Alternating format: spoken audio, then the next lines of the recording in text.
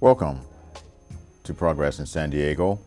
Ordinary people doing extraordinary things. I'm your host, Walter Davis, and again I have the honor to have one of our crew members here that works behind the camera most of the time, Faith Attaguile and Larry Hampshire. Welcome back again. It's nice to be back. Walter. Happy to be here. It sure is good to see you guys come back, and Faith, good to see you in front of the camera once again. We were talking previously on your other interview about your trip to Gaza, which was quite eventful, was it not? Yes, it turned out to be quite eventful. Started in London. Faith flew to London, and with a convoy of 160 ambulances and vans and trucks that had been donated by different groups, filled with medical supplies. They started off across Europe. Faith drove an ambulance all the way from London to Istanbul, and I joined in Istanbul along with another man from San Diego, Hani, and we went across Turkey and Syria and Jordan into Egypt. Got roughed up some by the police there. The Egyptian people are very, very supportive, very, very supportive, but Egypt is the second largest recipient of American aid. Israel is our first biggest recipient of American aid. And Egypt gets its aid contingent upon it being friendly with Israel and essentially doing Israel's bidding. So they roughed us up some. Then we got into Gaza, saw the people there. They're living in horrible conditions. They had the war last year in December. It killed 1,400 people, but it destroyed the infrastructure. Israel has a blockade around Gaza now. They won't let medical supplies, anything in. The United Nations can't even get cement in to complete their projects. And so we're back out. And this is my hero gal. She's the one that drove all the way from London. Yeah. Tell us about that a little bit, and we'll swing into what else is going on. Well, it was just to give people a sense of how exciting it was.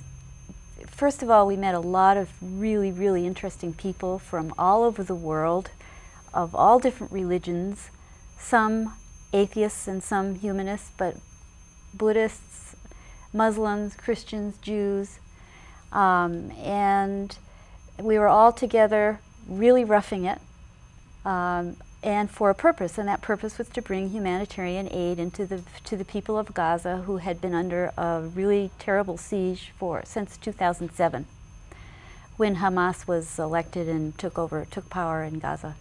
So the big thing was we kept getting roadblocks put in our way by Egypt, who didn't want us to.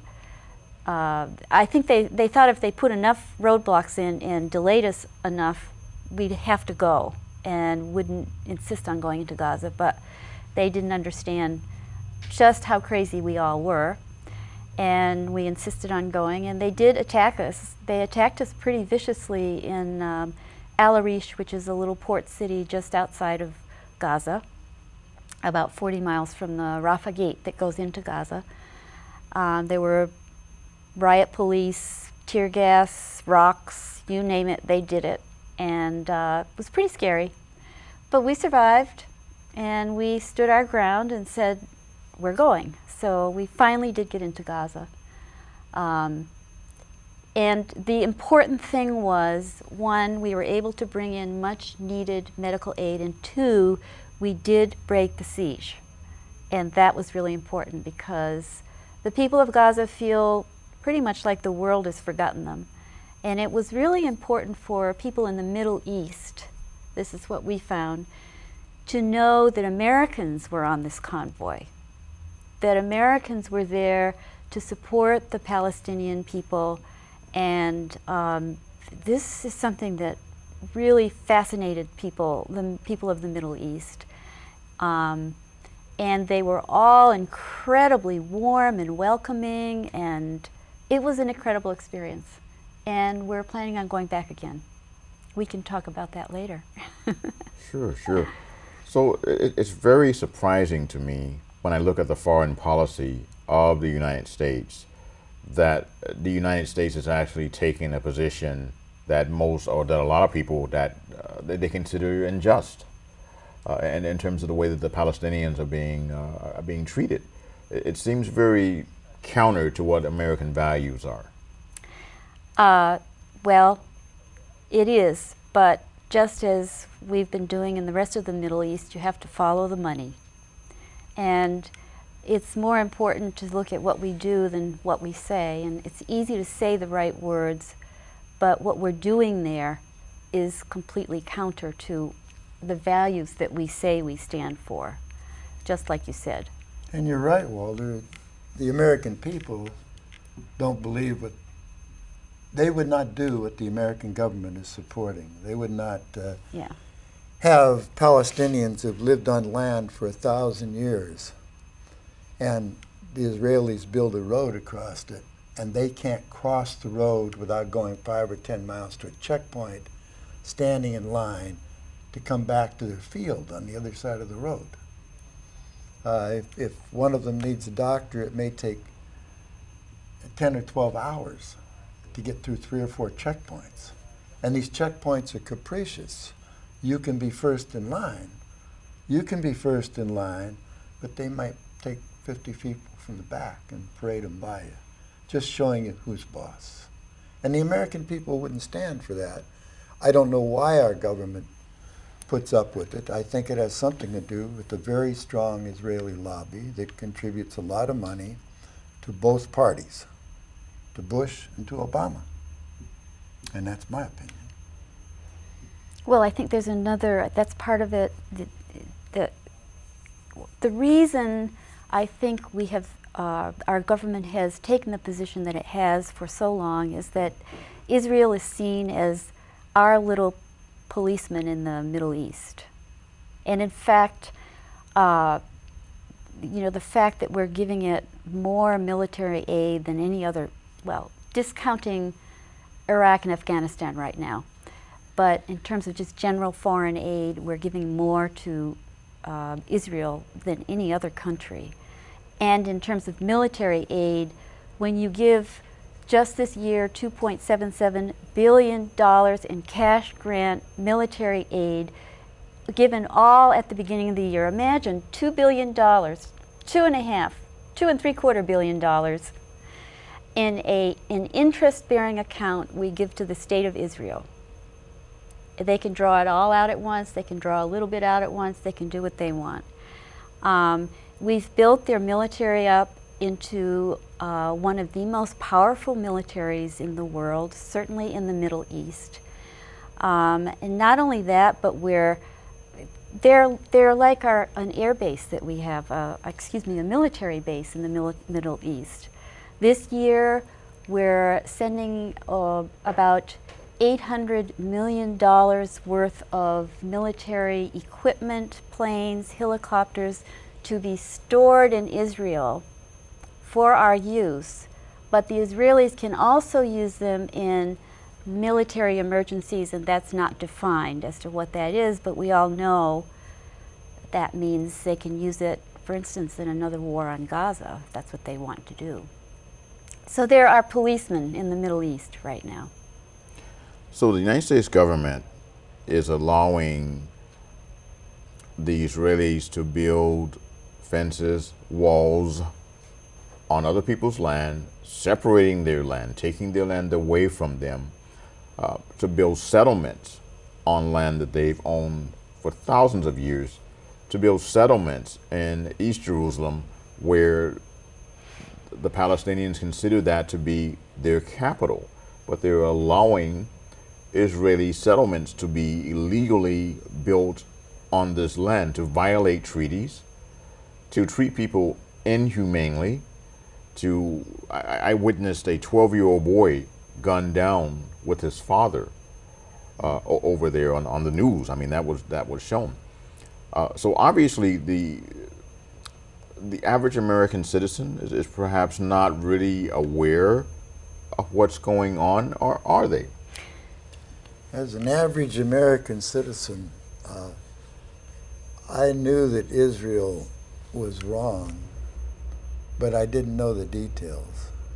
And in the last 6 or 7 months, I've been looking into it, and the details are just horrendous. When Israel launched a surprise attack on Gaza, the first thing they did is hit the police academy that was graduating over 100 new student policemen into full-fledged policemen. They hit it, killed 100, mostly kids of 18, 19, 20, wiped them out in front of their families that were there to see them graduate. And that denied the population in Gaza people that could have helped them, not by fighting, because policemen are not combatants according to international law, but by organizing ambulances, keeping order, that sort of thing. And these are things that just describe description. You know,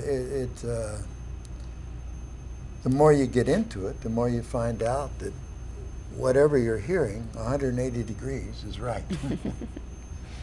So basically the real story is not being covered by the American press. If you pick up the San Diego Union or any other major and even minor mainstream newspaper, it's not going to give you the story that's really existing. There are some cracks showing through at this point because the Gaza war was a big deal. There were a lot of people that had a big problem with that. But for the most part, you get the same take, which is the Palestinians are the terrorists, Hamas is the terrorist, group, et cetera, et cetera, et cetera, and the Israelis are simply defending themselves from terrorists, when in fact it's the Israelis who are occupying Palestinian land and defying international law. They're defying a decision by the 2004 World Court decision. They're defying the Goldstone Report provisions. They're defying over 64 UN resolutions that have called for their withdrawal from the territory they took 43 years ago. And they've been defying all the international calls to stop settling on Palestinian land, that these are illegal settlements, and are defying the Fourth Geneva Convention. Somehow in the U.S. all this gets watered down to where still, if you ask people, they will say, well, aren't the Israelis defending themselves from terrorists? It's very interesting. It's different in Europe. There's a different perspective and dimension to this story, but here it's pretty well wrapped up, I think. So in reality, Americans are just dumbed down. Well, very much so. Yeah, I think so. I include myself. And so these horrendous tragedies seem to be a continuation of the genocide against the Native American, the genocide against the Africans that came to America, the genocide of people that weren't Christian, that were the witches being burned at the stake and what have you, and put into stocks. This is all about money. This is about religion. This is about brainwashing. This is about dumbing down. Yeah, I think I'd like to. Go ahead. I'd like to make one exception here.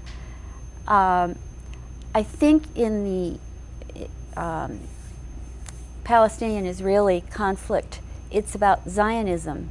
It's not about Judaism. Mm-hmm. It's a really important distinction to make, because the Zionist policy since 1895 has been to settle this land by expropriating it and getting rid of the indigenous people on that land.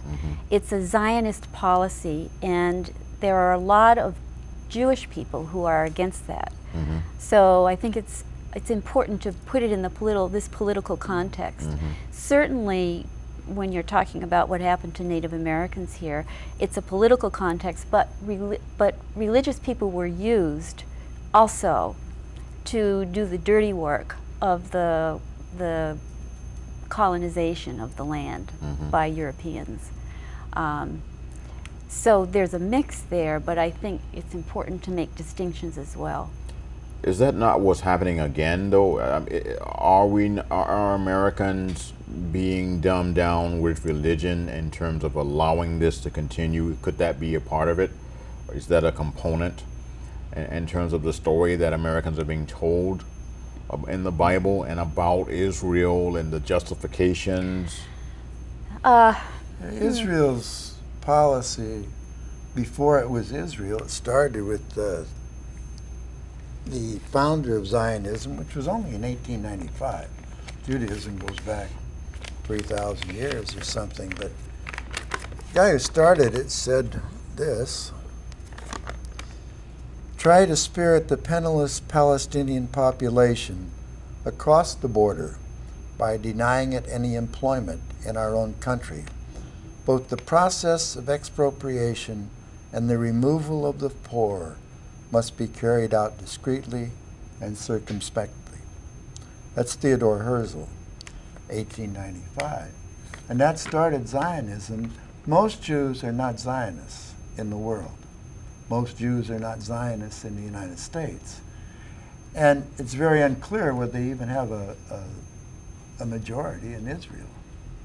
But in 1937, David Ben-Gurion, who was going to become their first prime minister and be prime minister for 14 years, said in 1937, before Hamas existed, before anything else existed, we must expel Arabs and take their places. 1938, he said, and he's a truthful man in some ways, he said this: let us not ignore the truth among ourselves. Politically, we are the aggressors, and they defend themselves. The country is theirs because they inhabit it, referring to the Arabs, whereas we want to come here and settle down. And in their view, we want to take away from them their country. 1938, it wasn't until 10 years later that Israel even existed. That was 1948. And he said, during the assault, we must be ready to strike the decisive blow.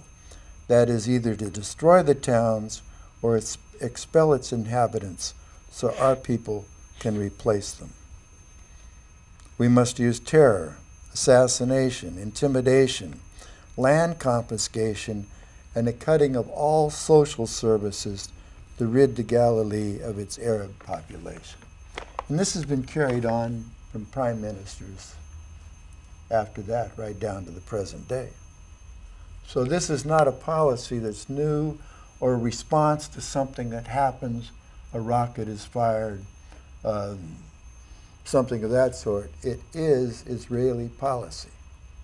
And the United States backs it, and there are votes in the United Nations where there are only two countries that vote no, the United States and Israel.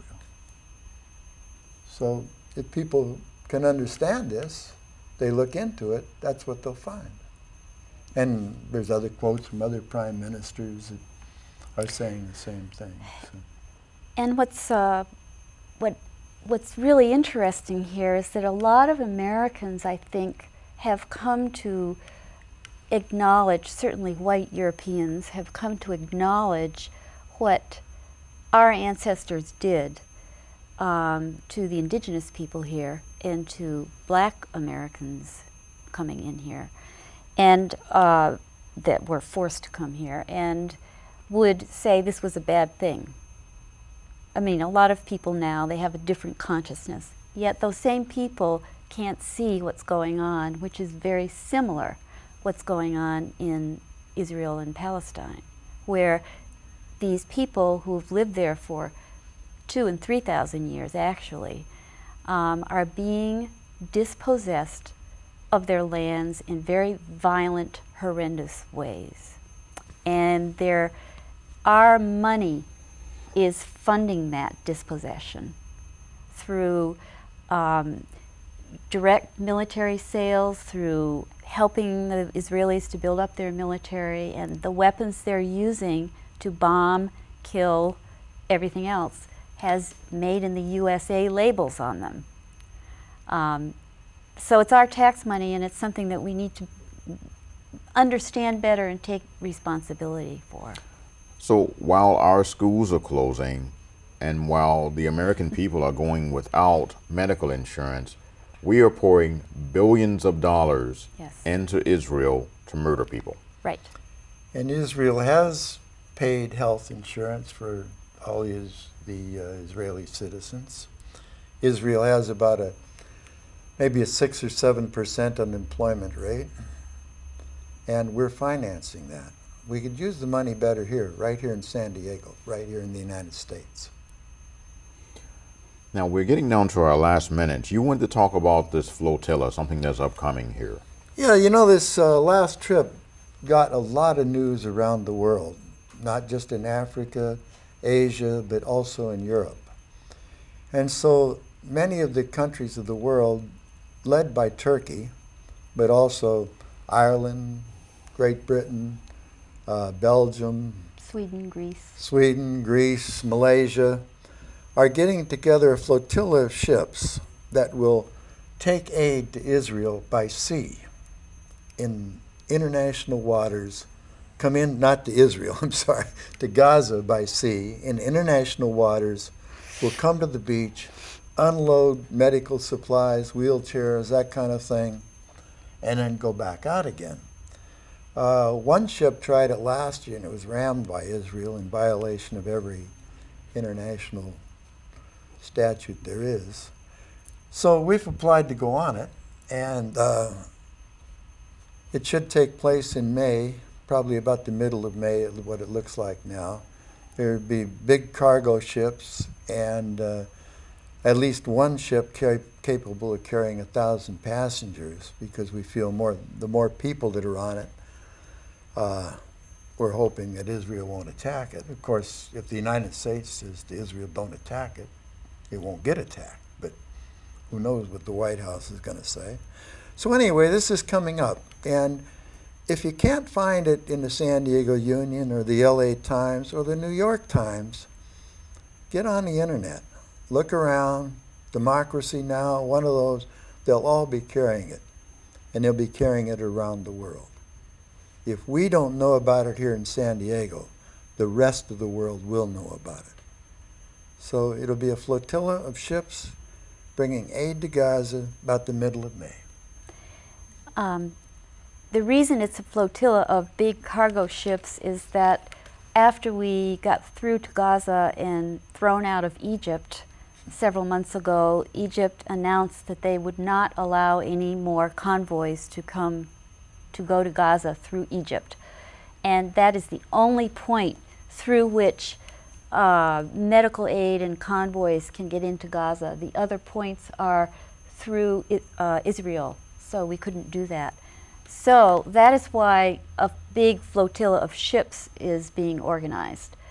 This is the only way we have left to break this siege and make the point that needs to be made, that you cannot do this. This is a criminal act, and we won't allow it. So Gaza has ports in which you can dock these ships. It has a port. It's fairly shallow, so what they'll do is anchor offshore and ferry the stuff across, is what I understand now, just a mile or so offshore. So what you were referring to is that there is no way to get there via land. Correct. Since Israel and Egypt have shut the land routes off. Yep. So you will be able to arrive by sea. Right. Just like Paul Revere, one if by land and two if by sea. Well, this is the second one. Well, by sea. I really admire the two of you. We're down to our last 30 minutes. Believe it or not, the time has gone by so fast. I really admire you for your courage, especially after what happened the last time that you went there and the troubles that you had you going back. The tenacity involved with that and courage is very admirable. So I want to commend you for, really taking a stance for peace and for justice. And again, this is what this show is all about. It's about highlighting people that are very positive in the community and you positive in an international capacity. So I'm very proud to know you. Is there any message you want to give to the audience, final, that you can make within the next minute? Yeah, watch for this flotilla, find out what it's about, see how well we do, whether we get there or not, and keep tuning into this station, this guy right here. Thank you, thank you, thank you. Madam? Yes. Yes, freegaza.org is a good place to look. And also, you can find out through a direct communication with Walter. So, yes, it's important for us as Americans to take a stand to tell our government that we will not accept these kinds of policies being carried out in our name. So we're doing this, but also in the name of everybody else who can't but would like to. So be sure to look at the website at the end of the broadcast, and my telephone number will appear there. You'll be able to get in touch with me about this issue. We also request that you watch us every Sunday. We come on at 5 p.m. here on Cox Communications, and you can also interact with us live on the internet during our recordings. Please become involved with the San Diego County Community Coalition and become part of our television crews. We're expanding and we're covering positive stories throughout the area. As you can see, you can become part of our TV crew, and you can attend our technical training that we have to teach you to become your own media. Once again, I want to thank you for joining me. My name is Walter Davis, and I've been your host. Please come back again.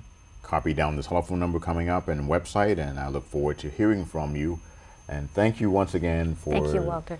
joining me. And I want to hear the story. Thank you, Walter. When you get back, I want to have you on again. You gonna send a camera crew with us? Well, got some volunteers out here. I'm sure they'll want to go. Hey guys. Thank you very much.